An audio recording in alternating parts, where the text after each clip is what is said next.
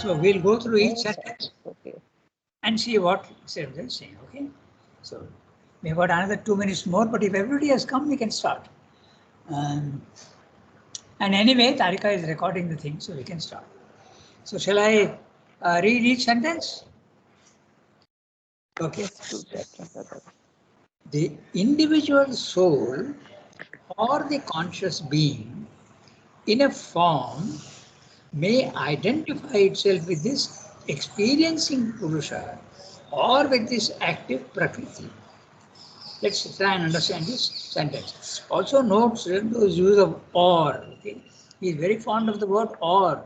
Even in poetry, even in Savitri, he uses or all the time. You wouldn't expect that. So, the individual soul is a small portion of the universal soul, which you can say God. Our individual soul is a Jivatman, and the Jivatman essentially it is divine, but in a limited form. Okay, the divine soul, or Surendra use the word oversoul, or you can use the word God in a very unphilosophical manner. You can say God, because in philosophy you don't use the word God. Okay, so you use the word the principle of Satchidananda. So the individual soul, or he is also using the words conscious being. Okay, our body mind life is not really conscious. Okay, so this conscious, this psychic being and the self is conscious being in a form. Now what's that form? Our form is the body mind life. Okay, that's a form. So the conscious soul in the form, okay, when it comes down, and the normal human being may identify itself with this experiencing Purusha. The experiencing Purusha, Pallavi, good morning. So experiencing Purusha is the self in the mind usually. Okay? So he is experiencing all this. So the being the individual, the Jivatman can identify itself with the self, then you are an enlightened person, or you can identify yourself with your active Prakriti, which is body, mind, life.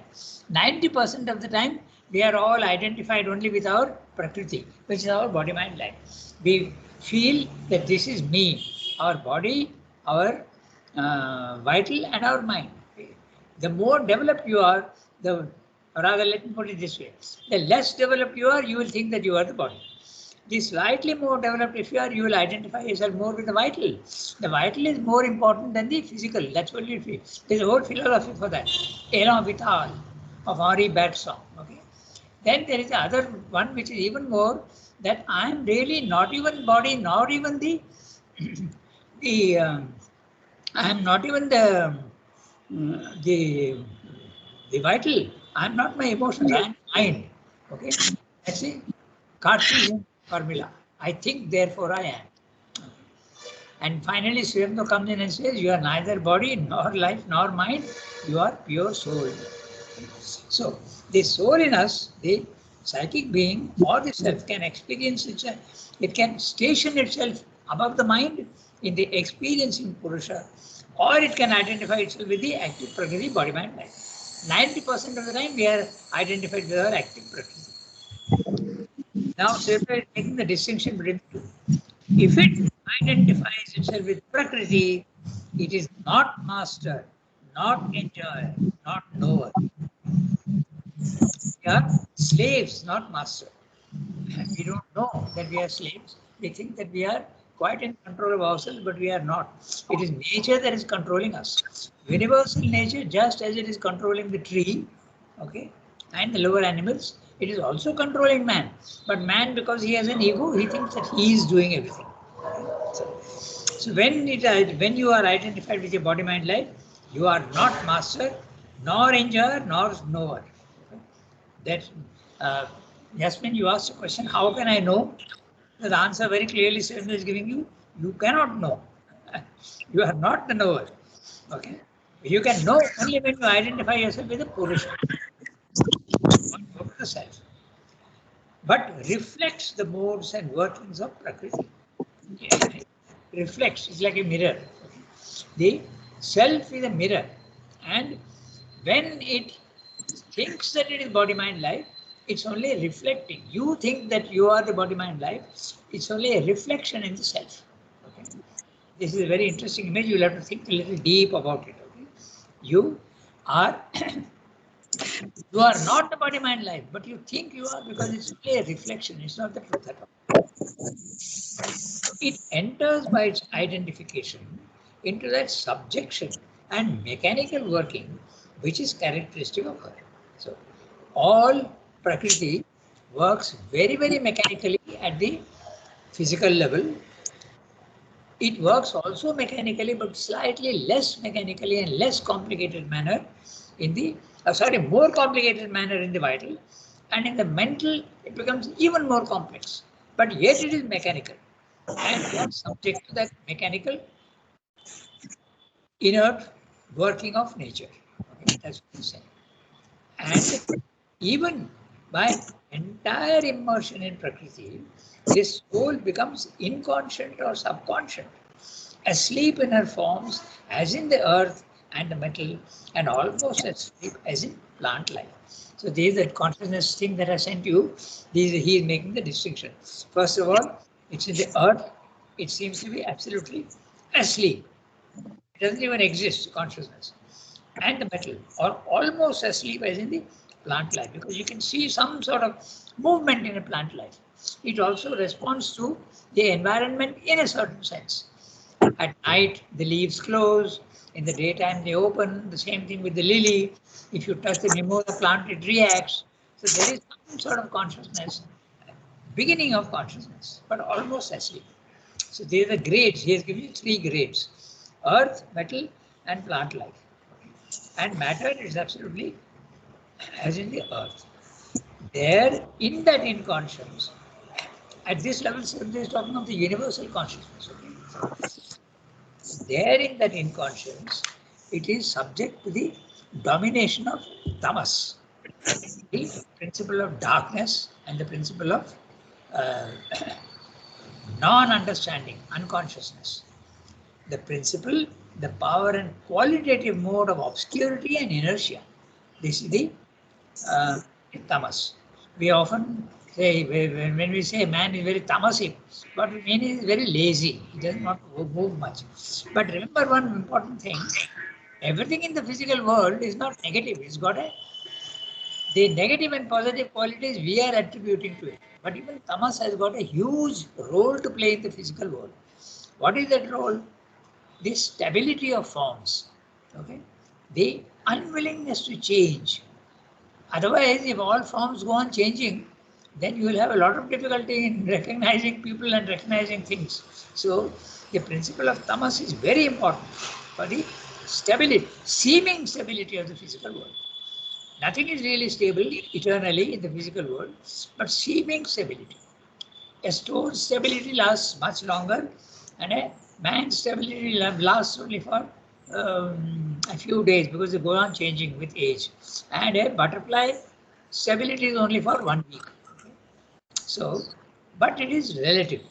So this tamas is important, but not in a psychological manner.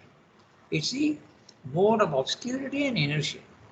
Sattva and rajas are there, but they are concealed in the thick coating of tamas. Sattva is the principle of harmony, light, understanding, consciousness. Rajas is the principle of energy, movement, okay, power, force, action, okay, are there. In matter, they are hidden. They are there, but they are concealed in the thick coating of tamas, emerging into its own proper nature of consciousness, but not yet truly conscious, because there is still too great a domination of tamas in the nature. The embodied being, he is using very 3 words, embodied being, which includes all beings, beginning from even insects to larger animals to man. The embodied being becomes more and more subject to rajas. So when rajas comes up, obviously it is life. Okay, the principle of life. So all animals are subject to tamas and rajas mainly. In the higher animals, even sattva starts coming in to a certain extent.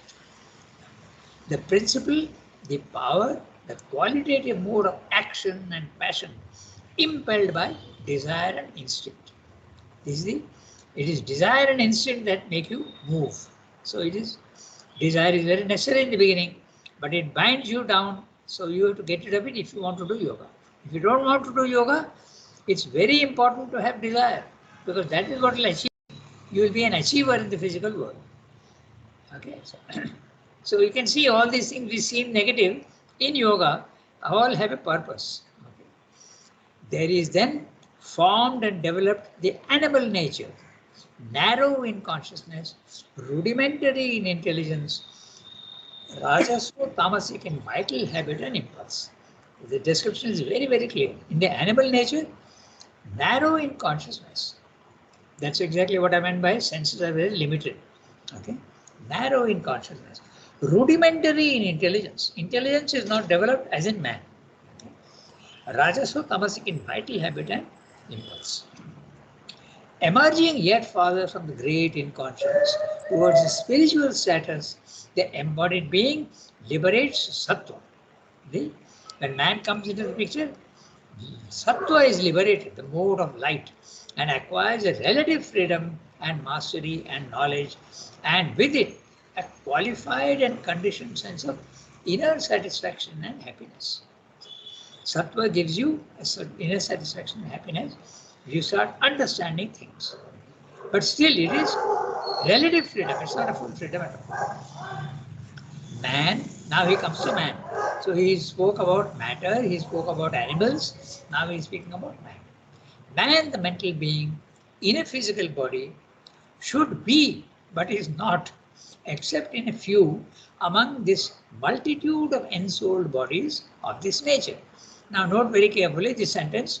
He has said that right in the beginning, in the first, second sentence also he has told that there are three things which are the evolved, which is the bodily life, the still evolving, which is the mental life, and that which is to be evolved, which is the spiritual life. So the still evolving is the mental being, and very clearly he is imperfect. Should be, but is not, except in a few among this multitude of ensouled bodies of this nature. So, ordinarily, he has too much in him of the obscure earth inertia, the normal man, too much of earth inertia, and troubled, ignorant animal life force. So the physical and the vital are the most important to him. He is too much of this to be a soul of light and bliss, and even a mind of harmonious will and knowledge. He has used the word even. So a mind of harmonious will and knowledge is a man who is very awakened in his consciousness, okay, and his mind, but he may not be a soul of light. He may not be a spiritual person. Okay, very intelligent people are of this nature, but very intelligent people can be very materialistic also. He may not be a soul of light. So there is here in man an incomplete and still hampered and baffled ascension towards the true character of the Purusha. Now the Purusha is the self, and the description is very clear. He is free. He is not bound to his body, mind, life. He is completely free. He becomes the master. He becomes the knower and the enjoyer. These words, Sujata is constantly saying, you become free first from the prison of body, mind, life. Then you start slowly understanding that you can master your lower nature. And then you start understanding. You can't become master unless you know what your enemy is. So you have to understand that, knower and enjoyer. Finally, you become the enjoyer. Everything in life becomes enjoyment. Even those things which you found not to be very enjoyable, now you start enjoying. Okay? So this is a gradation. Free, master, knower and enjoyer. And free is the self. Okay? Master, knower is jnata. Okay? And enjoyer is bhokta. Okay? And free is sakshi. You are the witness. You are mastering. And master is Ishvara. These are the words used in the Gita. So you can slowly, as you keep rising from the self, you can become all these things. For these, yeah, any question? Yes, Rangada, fast after knowing or and then know? Pardon? Become master after knowing or before? Maybe there's okay. Uh, Master. your voice is not coming through clearly. I think it's Pallavi who spoke. Yes. Now Sangada. tell me what you said. No, you become master after knowing or before knowing? No, only after knowing. Master is the last. There becomes the Ishvara consciousness. You really can't become master. You start becoming master, but the real mastery is only at the third level, the supramental level. He has used the words not necessarily in that order, okay? Yeah, it's a question, good question. But when you become free and master, you also become the full knower and the full enjoyer. Okay? For these are in human experience relative modes. Oh. Thank God. Then follow. Okay, now, okay, so for these are in human and earthly experience relative modes, none giving it single and absolute fruit. All are intermixed with each other, and there is not the pure action of any one of these anywhere. The pure action comes only at the supramental level, at the highest level. You become Ishwar. It is their confused and inconstant interaction that determines the experience of the egoistic human consciousness, swinging in nature's uncertain balance. Nature's uncertain balance, and the three that he's talking about are the sattva, rajas, tamas. They are all confused. Okay? Some people have more sattva, some people have less sattva, some people have more tamas, some people have less tamas. It's a combination of all these. But they are always there in everything. Even in matter it is there, even in the lower animals it is there, even in the higher animals it is there. But it is not there in the liberated man. The spiritual man, he is trigunatita. He is not subject to sattva, rajas, tamas. Okay? So that is the why the word free is used. So long as you are identified with your body, mind, life, you are imprisoned in the body. The soul is imprisoned in the body and thinks it is the body. But you become, when you go out of your body, mind, life, your consciousness rises out, then you are free, not imprisoned anymore, and you are trigunatita, atita. You go beyond the three gunas. Okay. That's what it is. Now, we got one more small para. So shall we read that? Anyone can read? Start from A. Yeah, Reading. yeah, read it. The sign of the immersion of the embodied soul in Prakriti is the limitation of consciousness to the ego. The vivid stamp of this limited consciousness can be seen in a constant inequality of the mind and heart, and of a confused conflict and disharmony in their varied reactions to the touches of experience. The human reactions sway perpetually between the dualities created by the soul's subjection to nature and by its often intense but narrow struggle for mastery and enjoyment, a struggle for the most part ineffective. The soul circles in an unending round of nature's alluring and distressing opposites, success and failure, good fortune and ill fortune, good and evil, sin and virtue, joy and grief, pain and pleasure. It is only when awaking from its immersion in Prakriti, it perceives its oneness with the One and its oneness with all existences, that it can become free from these things and found its right relation to this executive world nature.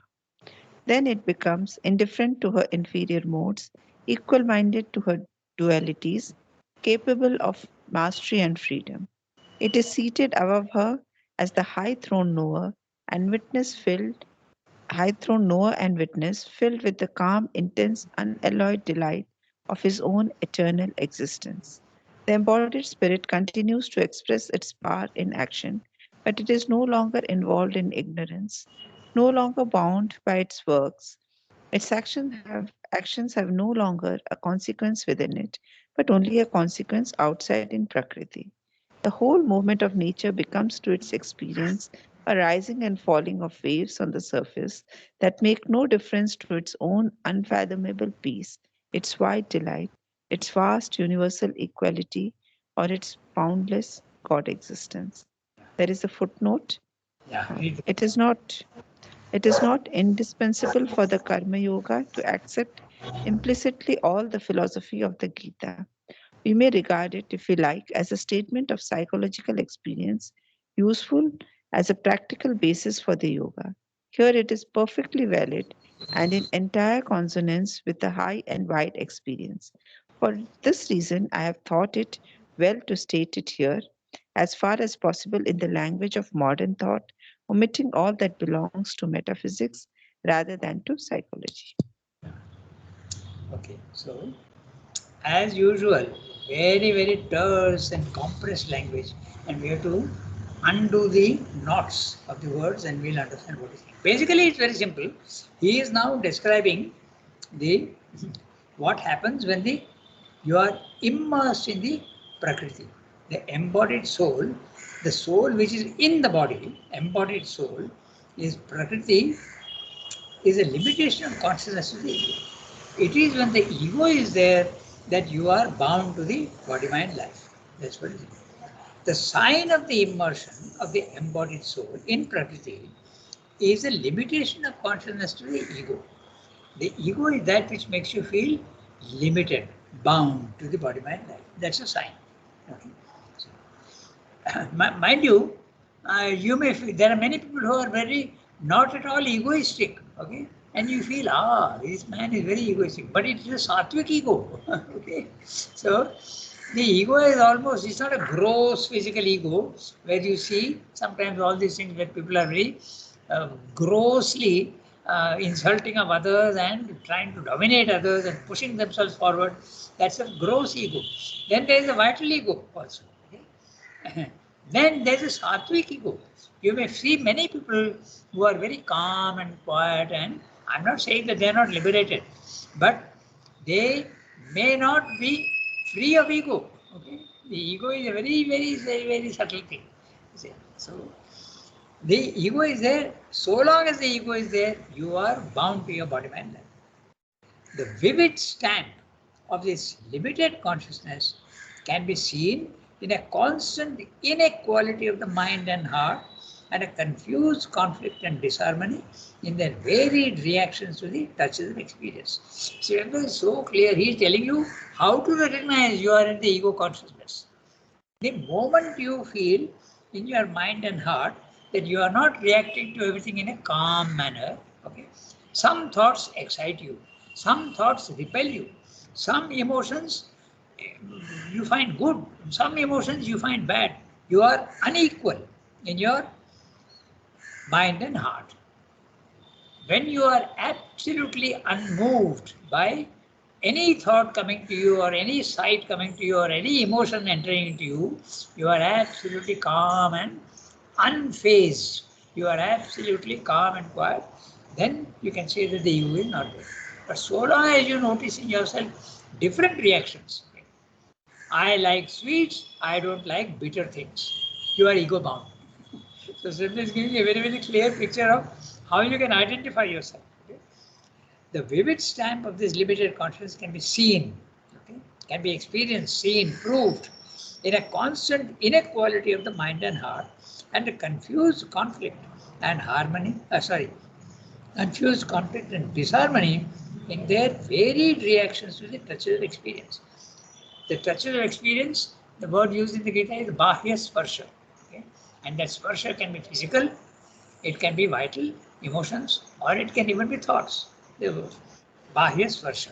You are absolutely not affected by these, then you are in the consciousness where you can say that almost the ego is not there.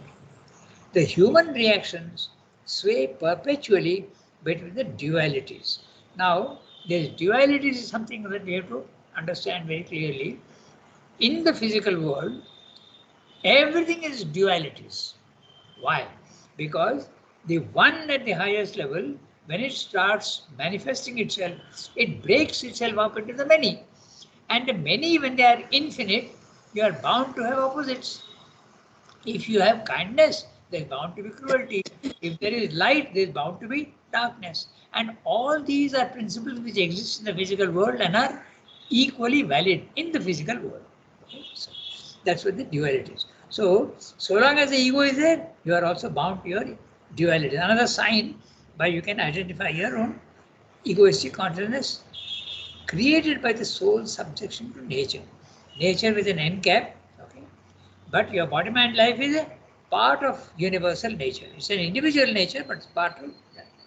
And by its often intense but narrow struggle for mastery and enjoyment. And so long as you have these, you are subject to the dualities, naturally you try to control because you don't want to suffer. So when you don't want to suffer, you try and control this thing. You try for mastery and enjoyment. You don't want pain, you want only enjoyment. But it's, since the description is very clear, often intense but narrow. Okay, struggle, no real mastery. A struggle for the most part ineffective. For the most part, 90% of the time, maybe you will not succeed much. It keeps coming back again and again. The soul circles in an unending round of nature's alluring and distressing opposites. This is something that is a very important principle. You will go on moving only in the circles of desire. Okay? This is a very interesting thing I can tell you.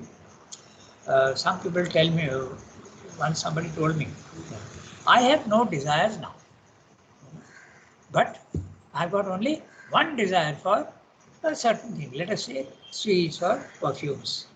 Okay. If you say that, can you say that you've got rid of desire? Definitely not, because today it is perfumes or sweets and tomorrow it will be something else. Okay, it will change because you are constantly moving in the field of physical and vital sensations. So that is very clear. So they is saying the soul circles in an unending round in nature, alluring and distressing opposites. Success and failure, good fortune, ill fortune, good and evil, sin and virtue, joy and grief, pain and pleasure. He has listed so many dualities. It is only when awaking from its immersion in Prakriti, the soul, awaking from its immersion in Prakriti, it escapes from the prison house of body mind life. It preserves its oneness with the one. It becomes universal. Okay? It escapes from the body and becomes cosmic. And its oneness with all existences, that it can become free from these things. And you have got found and I have got find. It's very interesting because the proofreaders must have said, oh, Sirna has used the past tense. It's wrong. So they corrected it to find. But later proofreaders found that no, Sirna is written found. Found is not the past tense of find. Found is the to make a foundation. Okay, so they have corrected it in the CWSA. But in my SABCL, and find its right relation. The meaning stands, but it's a totally different thing. Okay, its right relation to this executive world nature. Note, executive world nature. World nature, universal nature is executive. It is universal nature that is moving and causing all action and events in the physical world. Okay? Not you. You think that you are doing, but you are only subject to that universal executive world nature. And when that happens, then it becomes indifferent to her inferior modes. The word often used is indifference, okay? Disinterestedness. Okay? They use the word disinterestedness. But somebody asked mother, does it mean to say I should not take interest in anything? And mother said, no, it's not like that. You have to take disinterested interest. In other words, your interest should be taken, you should put your full effort, but it should not expect the result. That is what, normally when we are interested in something, we want success. But you should take interest in it without expecting a return. That's what is meant by this indifferent. Then it becomes, see how limited the words are? So you have to go behind the words to understand. Indifferent normal means, oh, it makes no difference to me. It's not like that. Okay?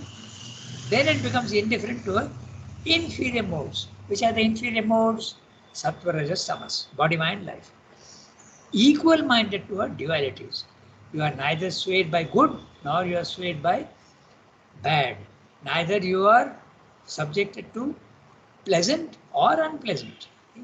This is also very clearly given in the Katha Upanishad. It says, man must realize how to make a difference between Shreyas and Prayas. Prayas is the pleasant and Shreyas is the good, the auspicious, that which is good. So we normally think that that which is pleasant is good. That may be true partly for the body, mind, life, but not for the soul. For the soul, there has to be a clear distinction between the pleasant and the good. Then it becomes indifferent to her, equal-minded to her duality, capable of mastery and freedom. Then you become capable of mastery. You have not yet achieved mastery. Note that very carefully. You start becoming capable of mastery and freedom. It is seated above her in the high-throned knower and witness, filled with the calm, intense, unalloyed delight.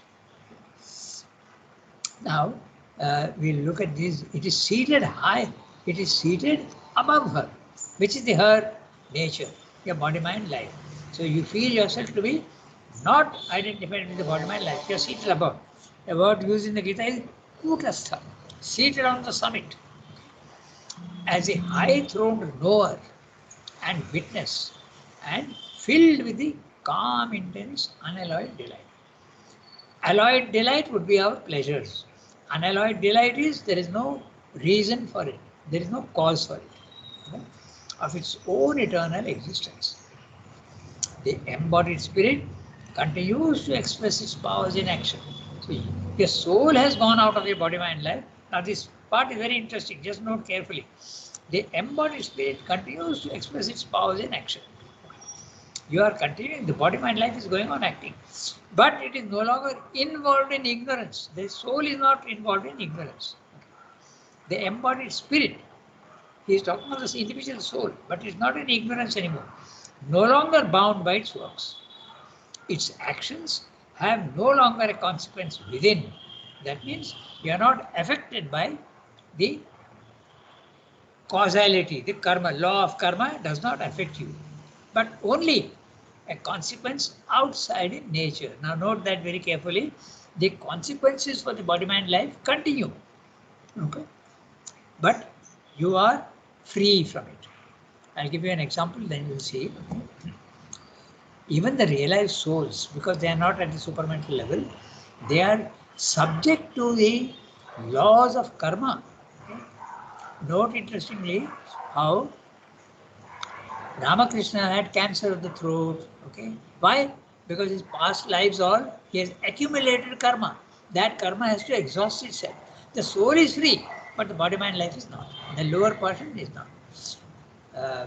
Raman Maharshi had cancer in the shoulder, okay? But that makes no difference to him at all. So, in fact, they asked him, shall we use anesthesia to remove the, in fact, he had 3 or 4 operations to remove the cancer in the shoulder. But he said, you do what you want, no interest at all. Niruddha's description in Sri Aurobido's case also was very interesting, because Sri Aurobido had uremic poisoning. Huh? It's not mentioned very clearly, but in elderly men, the prostate gland goes on increasing, and then there is a problem with the urination. But he allowed that to happen because he is only a witness. He is not bothering at all. He has no will of his own. In fact, they asked him, why aren't you using your will to cure yourself? Okay. Then now, to a certain extent, they can understand. He said, can't explain, you won't understand. Okay. Because do you have a will, individual will, or are you identified, your will is identified with the Supreme? And the Supreme says, my laws will continue to exist. So, he doesn't have a will. If he has an individual will, he'll say, okay, I'll cure myself. But he doesn't have an individual will. His will is the divine will. Whatever the divine is saying, he is subject to it. The soul is subject to that, the divine. Okay. So, In fact, Nirvana's description is very interesting. When the doctors are discussing what to do with his leg, he is looking to those who are talking, the doctors and all, like a little child. He's moving his face here and there and looking absolutely unaffected by anything at all. So, the whole movement of nature becomes to its experience a rising and a falling of waves on the surface that make no difference to its own unfathomable peace. And mind you, this can happen even at a very preliminary stage. I told you that I had a very, very close friend in life, and he had the experience of the Nirvana consciousness, the self, going through the Brahman consciousness. He himself was going through a very peculiar phase. He could not explain anything to me. But when he went to mother, mother told him, I am very happy with you because you are in the Brahmic consciousness. And she spoke several things to him. Okay. So, and I asked him afterwards, are your thoughts, do you have thoughts? Then he said, I'm talking of 40 years ago, 40, 50 years ago. He said, thoughts are there, emotions are there, but they're absolutely like ripples on the surface. They have absolutely no effect on me. So this is what Sarma is describing here. The whole movement of nature, likes and dislikes, thoughts, emotions, become to its experience a rising and a falling of waves on the surface that make no difference to its own unfathomable peace. You are absolute calm. It's wide delight. Not the word wide. Everything will give you delight. Okay? Not narrow delights as our pleasures are. Our pleasures are all narrow delights because some things we like, some things we don't like. But wide delight, everything included, can give only delight. Its vast universal equality or its boundless God existence. Now Srimda is giving the footnote, and you can see very clearly that the Gita is definitely recommending action in the physical world, but they are not talking of the supramentalization of matter. So Srimda is saying you need not subject yourself only to that. It is not indispensable for the Karma Yoga to accept implicitly all the philosophy of the Gita.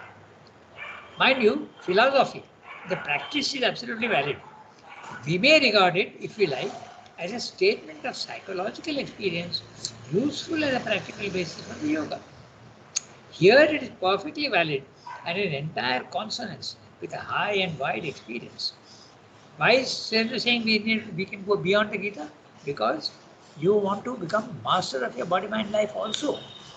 That is possible only at the supramental level. For this reason, I have thought it well to state it here as far as possible in the language of modern thought, omitting all that belongs to metaphysics rather than to psychology. So he's saying very clearly that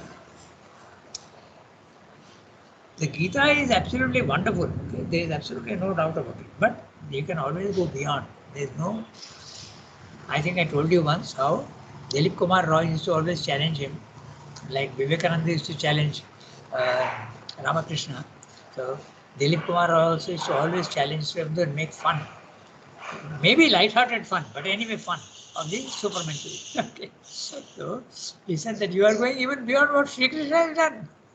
So Sridhar says, the past, if the past was the greatest, where is the question of evolution? Okay. Perfection has no end. It goes on and on and on. We have got 7-8 minutes. So it's a very small para. I think we can read that. No? So Sridhar has described very clearly, when you are identified with your body, mind, life, you are in ignorance and you suffer the dualities and you are in the ego consciousness. But when the soul escapes from the body, mind, life and becomes Trigunatita, it goes beyond Sattva, Rajas, Tamas, it is free and becomes capable of mastery and witness and enjoyment and freedom. So what are those conditions? Sridhar is going to list them. So let's quickly go through. There's just not enough time to read. It's a very small paragraph. These are the conditions. Would you like to read? Go ahead. Go ahead. These are the conditions of our effort, and they point to an ideal which can be expressed in these or in equivalent formulae. To live in God and not in the ego. To move, vastly founded not in the little egoistic consciousness, but in the consciousness of the all soul and the transcendent. To be perfectly equal in all happenings and to all beings, and to see and feel them as one with oneself and one with the divine, to feel all in oneself and all in God, to feel God in all, oneself in all, to act in God and not in the ego. And here, first, not to choose action by preference to personal needs and standards, but in obedience to the dictates of the living highest truth above us. Next, as soon as we are sufficiently founded in the spiritual consciousness, not to act any longer by a separate will or movement, but more and more to allow action to happen and develop under the impulsion and guidance of a divine will that surpasses us. And last, the supreme result, to be exalted into an identity of knowledge, force, consciousness, act, joy of existence with the divine Shakti, to feel a dynamic movement, not dominated by mortal desire and vital instinct and impulse, and elusive mental free will, but luminously conceived and evolved in an immortal self delight and an infinite self knowledge. For this is the action that comes by conscious subjection and merging of the natural man into the divine self and eternal spirit. It is the spirit that forever transcends and guides this world nature. Okay, so he has given the gradations of the soul. One by one, we'll have a look at it next time because we have only 3-4 minutes. Okay, so these are the conditions of our effort, and they point to an ideal which can be expressed in these or in equivalent formula. So, number one, to live in God and not the ego. Okay? When you live in God, the ego disappears. Next is to be perfectly equal, not to be affected by anything or any happenings, neither to things nor to events, nor to thoughts, nor to emotions, nor to actions. Third, to act in God and not the ego. So, and when this happens, finally, the last supreme result. But there are very interesting words which he has used, and so we'll look at them and see what he is saying. Okay, because when he uses a particular word, which level is he talking about? Okay. For instance, the second one, he is talking of but in the consciousness of all soul and the transcendent. So what does he mean by the all soul, and how is it different from the transcendent? So we'll have a look at this next time. Okay. I made a note, and I think Archana also made a note for CWSA.